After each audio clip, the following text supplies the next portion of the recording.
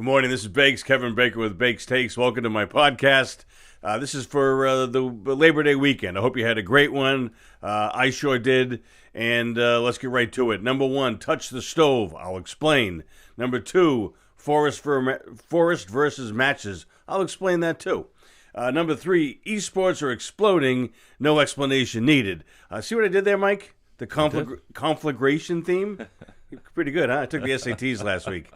Number one, do not listen to my podcast at 1.5 or 2 times. It frightens small children and animals. The guitar sounds horrible, so I speak fast enough as it is.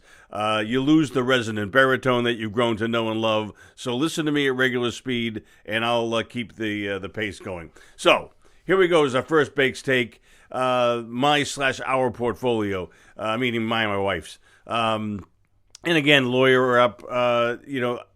This is for education purposes. It's not investment advice. Use your own situation. Do your own due diligence. I'd love to have you share your own due diligence, because that's where I think we're really going to have a community that adds value to everybody concerned. And Mike's concerned that I'm bringing my hands around and hitting the mic, but I haven't hit the mic. Not yet. Not yet. Bitcoin didn't work, and I just closed it out. I old yellered it. It's a crude example that I've used in the past, but stocks are like old yeller. When they're jumping in your lap and fetching, it's great, and when they turn rabid, you have to shoot them. And spoiler alert, I know I ruined that. But anytime I open the account up and I see a down 15%, I shoot it. And maybe you do that, maybe you don't. I think it slipped a little bit, so it was more like a 20% loss. But I've used this example in the past. 10% position, 20% loss. Portfolio takes a 2% hit. I live to fight another day. And that's the biggest I will tolerate. And it took me a long time to learn this. And I've done it. And my guess is you've done it too, is that you've ridden something down 50% plus. And there's always a reason why it's going to rebound. There's a exit plan that never works out. If this happens, then I'll go. If it bounces to X, I'll get out. And I've just learned that it's math. And if you write something down 50%, you need 100% winner just to get flat in that part of the portfolio. Doubles don't happen all that often. And so if I'm down 20, a 25% winner to go from 80 to 100, that can happen fairly readily. So I'm beating myself up a little bit, but I shot old yeller in the case of Bitcoin. And the other part of it is I might find another old yeller and before it turns rabid, and I might love Bitcoin in a month. I don't know, but it's not working right now, and so I'm gone. Period. End of discussion. Esports.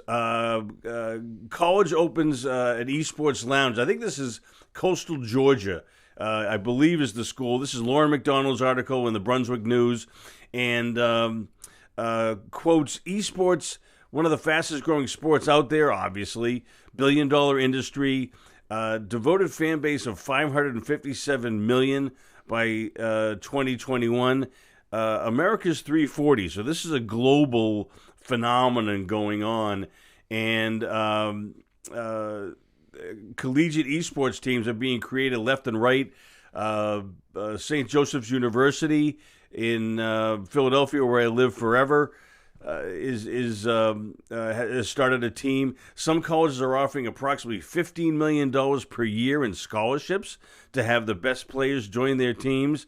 So you can say it's revenge of the nerds, or maybe you shouldn't bench press anymore. I don't know. I think there's room for everybody, but esports is a real thing and growing dramatically. Gen X Esports TV. The blog had an article by Nicola Savick. Tencent and Tim Hortons is opening esports coffee shops, 1,500 of them in China. And I would have thought they already had 1,500, but it's growing so much, they're expanding 1,500. Tim Hortons is sort of a For my Bostonian friends, the Canadian Dunkin' Donuts, and I'll always call it Dunkin' Donuts. I'll never call it Dunkin'. I just refuse, period. But so this is a real trend, and I ask you, what are you seeing in your neck of the woods, kind of being Al Roker for a second? Does your college, does your alma mater offer a program? Are you seeing it crop up? Have you gone to an event? What have you watched? Is there a star out there that you're paying attention to? Because I think this is a real deal. I'm obviously bullish on uranium. I'll talk about the Azarius podcast later, but I wanted to include it in this segment because I think the uranium story arguably is one of the most solid things I've encountered in the last 2 years for the next 2 years. There we go. Keep that one in. I say there you go a lot, and here you go a lot, and I ask Mike to edit them out. Sometimes he does, sometimes he doesn't. It's artistic license. This is the Qs. The Qs are the NASDAQ 100, the top 100 market cap companies in the NASDAQ. Needless to say, it is tech heavy. Tesla, Apple, etc. is in there. We'll talk about SoftBank over what's happened over the last week, but just from a chart standpoint, and I know I keep hitting this point, but look at the volume picking up, the pink lines at the far right. You see that, Mike? The volume is picking up on the down days, but there's very little technical damage done. I kind of chuckle when I listen to CNBC and elsewhere. Why is Tesla down? Why is Apple down? It's up 140%. That's why it's down. It's time. It rests. It's like everything and everybody. Nothing goes straight up. And my point here is the 200-day moving average is at 229. The Qs are at 269 right now. So that's 40 points lower. It is perfectly reasonable if this is a continuing bull trend. I don't know if it is. I question, given the valuations. But this could correct 40 points lower, down 15%, and you really wouldn't have any big technical damage done. I do not like the volume pickup on the down days that we're seeing. That shows that the enthusiasm for the sellers is picking up. And I use the forest match analogy, which means it takes 100 years to grow a forest. It takes a drunk with a match a weekend to burn it down. Destruction happens much faster than construction in every part of life, and in the stock market, it is especially true. So just know where you are and know how fast gains can be taken away. The next segment didn't have any direct fan mail, but this is something that I came up with as I was reading a bunch of things, and I'm going to say touch the stove. And I'm not a helicopter parent. You've seen my boys. They're doing great. And I kind of let them get hurt a little bit. Nothing fatal. I don't want them burned. I don't want them maimed. But I want them to touch the stove. Meaning you make mistakes and you feel some pain and you learn. Me saying, don't chase Tesla. You're not going to, that doesn't do anything. You have to lose money in Tesla. I put the Tesla chart up here because this is sort of the poster child. Great company, great product, great CEO. Valuations are very difficult to understand from my perspective. When a stock goes parabolic like this, I think the retracements are sharp and severe. We're seeing that. And but I'm not going to wag my finger like so many are at the Robinhood investors, the Portnoy followers, etc., and say, oh, well, we have to protect you from this. No, lose money, feel the pain, and learn. And that's okay. Now, don't do it with your mortgage payment. Don't do it so that it's fatal, but, make sure it's a landing you can walk away from, but touch the stove. And the Wall Street Journal article that came out of the pile that I went through to the wee hours last night. This is Michael Worsthorn and Urim Choi, who wrote an article recently. Does Robinhood is the design, the gamification, my words, not theirs, designed to draw in investors, naive investors perhaps, the confetti going up and what have you. And I say you're big boys and girls. And again, you do it with small amounts of money, have the base, retirement account and all that good stuff. They brought up eToro and Webull. Now, by the way, here's a point. Okay, no one says eBear or Sinus app. It's all bullish because stocks go up, and stocks go up 2/3 of the time. They go down 1/3 of the time, and they go down 1/3 faster. You know that. I know that. And if you didn't know that, you're going to learn it at some point, and that's why I say touch the stove. And if Robinhood entices you to buy a dumb stock, you're going to find out pretty darn fast. By the way, if you know anything about eToro and Webull, I haven't encountered those. I'd love to know what you think. I also would love to have ideas for the show, services you'd like me to add, things that we should incorporate on the website, which I'm still horribly behind on. I apologize, Mike. But please send me those ideas. I'd love to find, and I have no pride of authorship. If you see something else that someone else does that I should incorporate into my repertoire, I'm all ears. Next segment is Bake's Take. Bonds are going down. The 60-40 nuclear winter. I keep bringing this home. It's more germane to my advisor friends that are out there listening rather than my college age audience. But and I want you to send your rationale and reactions too. But bear traps added one to my list. I'll discuss that later. I always give credit to anybody that I cite in the show. I really go a long way to doing that. I try to reach out via DMs and what have you to say, hey, gave you a shout out, highlighted your work, appreciate what you do, and I'll always do that. And but again, the Bear Traps story coming up, I think is going to be a new twist that I wasn't aware of. So stay tuned, please. Next take, podcasts of the week. This is Darren and Chris. I'm almost positive I have that right. Sorry, guys, if I didn't. From Azarius Capital Management, to say they go into the weeds on uranium is an understatement. They have a great podcast on Spotify. It's not on the other services for reasons I don't understand. But go to Spotify, listen to what they're talking about. This one, most recent one, is about 25 minutes. It talks about the long-term contracting nature of uranium, which makes sense given that it's utilities buying uranium to produce power for years and years and years into the future. We believe, I believe that the fundamentals have turned. The Japanese debacle of the plant that was hit by the tsunami, that's worked its way through the system. We're going to have higher prices. They're going to lock into higher contracting prices. Anybody that produces the metal, but Azarius does a great job of doing that. And if you're really interested in uranium, they're obviously talking their book. They own the stocks and what have you. But I would listen to them and tell me what you think, please. Next segment is Reporters of the Week. This is in Barron's.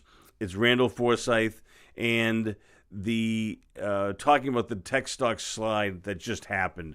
And my aside, where a lot of people are comparing this to 99, and I don't think it's 99, but the fact that we're all looking at that as the if these valuations aren't hit at 99, then we're okay.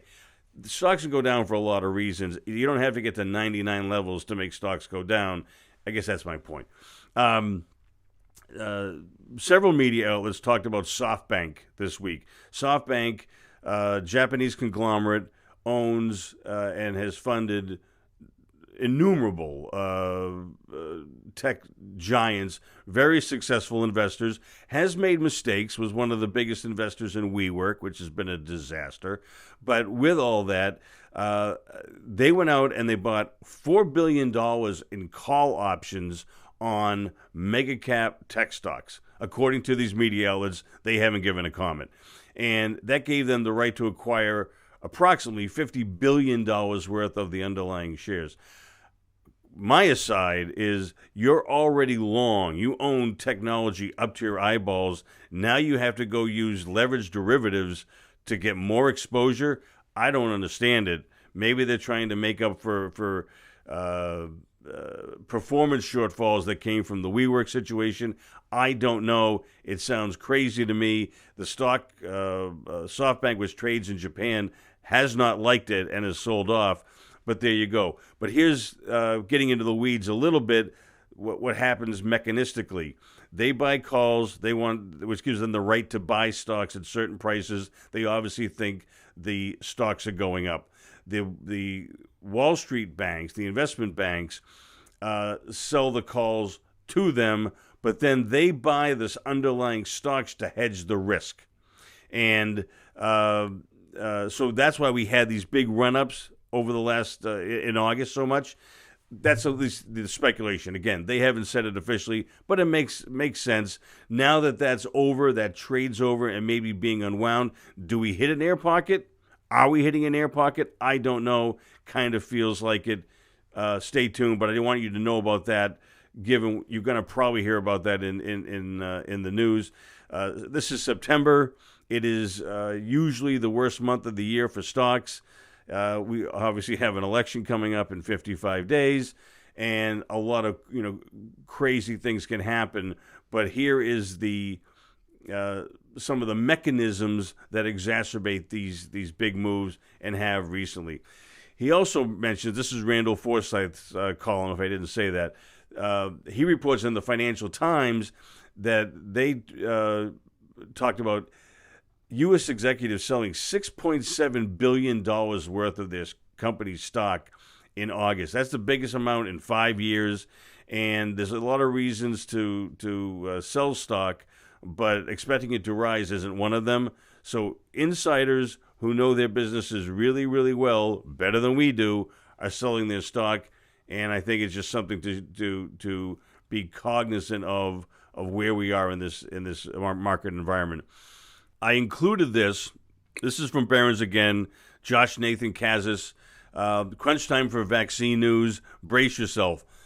And I put this into the show. AstraZeneca then halted a trial because of an adverse event in the trial they're doing with Oxford University.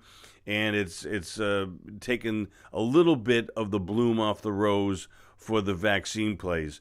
And I've always been of the mind that reading everything that I do and listening to everything that I do, that the consensus is we're going to have a vaccine by the end of the year, if not by the election. Anything that dents that view, I think, is going to be problematic for at least the biotech stocks that are involved here. I could be wrong. Give me your view. But anyway, this is a quote from Jeff Porges. I know Jeff. He was a sell-side analyst. I worked with him for quite some time. Very thoughtful person. And says the tension when we get this news, i.e. a vaccine approval, you're going to have the speculative investors who say, buy the rumor, sell the news. In this case, it isn't rumors. It's the anticipation. Longer-term investors are going to say, okay, I've de-risked the programs now. Now they're a legitimate long-term investment. He also points to the Advisory Committee on Immunization Practices, and they are the independent committee that advises the CDC on whether to take a vaccine. And his quote is, I don't believe they are corruptible, and that the medical community will look to them for independent judgment. And that's why the EUA, I forget what that acronym matters, is what that pertains to. but the advisory committee on immunization practices is really going to carry a lot of sway. Then Evercore's analyst Umar Rafat, who I also know, surveyed 750 investors and 350 biotech and pharmaceutical professionals in August. And so these aren't, pulling people off the street. They're ensconced in the industry and all of these issues. And 70% said they would wait at least 6 months before they take a vaccine. And many said they would wait a year. And as an understatement, Umar says it has direct ramifications for reopening. Now, if the news comes out, will stocks sell out dramatically? I don't think so. But I also think that if people think there's a light switch that goes on and everybody reopens and goes and gets on planes on the next Thursday after they get the vaccine, I'm not sure that's going to happen either. So, and this is Jeff being Jeff, it's very difficult to find realistic scenarios in which you can justify a positive return from the current valuation. And he thinks this market is $115 billion. So we've already discounted a lot of that, maybe all of that, as of right now. So if you own the Modernas of the world or you own the biotech ETFs, watch yourself. And by the way, the Modernas of the world are big percentages of those ETFs that, of course, we've talked about in the past. This is also in Barron's a couple of weeks ago. Al Root interviews the Edge's Jim Osman. And this is just my curiosity. Zwift is an online cycling program. Mike, do you know anything about these? It's a Peloton competitor, and what caught me was his quote, "It will drop Peloton for dead." I'd love to know if anybody uses it and what they think and how right he is. Peloton has been screaming as everybody has been quarantined. And I think it sounds like it's a excessive use of the word dead, but we'll see what happens. Virtual cycling is a big trend. The demand outstrips the supply of stationary bikes. Zwift is putting real races on. They've just started introducing triathlons, and here's why I bring them up in my podcast is. He believes that esports are going to be becoming much more socially acceptable, commonplace than we have right now. The idea of rolling up to a football game, eating a hot dog, and watching these guys run around, a lot of this is going to be virtual going forward. And he points to Take-Two Interactive and Electronic Arts and Zwift, which apparently is going public any day now. Keep an eye out for that. But it's another confirmation of smart people investing in esports, and I wanted you to know about that. Let's go to the charts, Mike, please. This is from Josh Brown. I quote him often. He's the CEO of Ritholtz. I like all of his content. Listen to everything. And this is the GDP versus the stock market. And this is an inverse correlation that we have never seen. It is about as striking as you can make it. The fact that you have the stock market up and the economy down, we're in uncharted territory, and this is just a graphical way of portraying it, which I, of course, like and wanted to share with you. Next up is the Bear Traps report, and they pointed out that on this chart here that it's very rare to have the VIX up while the stock market is at an all-time high. And it's happened, but the last time it's happened was 99. Now, it implied, the implication is that the stocks can still go up while this happens, but it didn't end well. And so I just want you to know where you are and have your head on a swivel, because these VIX readings are problematic for the stock market. Maybe not now, but be aware that these are at lofty levels. They use Andrew Thatcher's chart here to show weak breadth. The stocks at 3-month highs are still under 20%, meaning very few stocks are participating in this. It is a very weak breadth rally, and thus should be viewed with caution. I've mentioned my bearish view on bonds. What? How many times, Mike? 107. But I want to clarify. I don't think bonds are going down next Thursday. I just think that bonds over the next 3 to 7 years, bond prices are going down. And I've laid out my logic in the past. We're at 67 basis points. All we can do is go to zero. That's not going to make you a lot of money. Every 1% yields go up, you lose 10% on your bonds. The money supply is screaming, and gold is screaming, and how that doesn't reconcile itself with higher yields and lower bond prices in 3 to 7 years, I don't know. Now, on top of that, Bear Traps points out that China is threatening to sell and or not buy U.S. Treasuries in the future. So if that comes to pass for real and that buying power goes away, it could exacerbate the trends that I already think are going on, and it certainly bears watching. They point to commodities perking up. And I think they make a pretty good case that commodities are going to be beating technology over the next few years.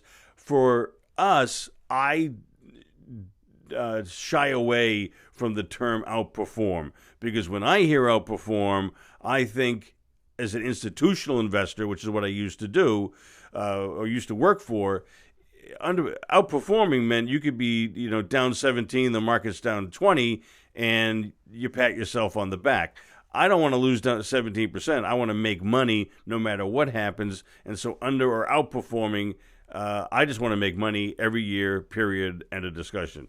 Tough to do, but that's the aim. And the institutions, they have to be fully invested. They have to be wed to an index. You don't have to do any of that. All you need to do is try and make money. And that's what I hope I add some value to. And that's my stance and my story, and I am sticking to it.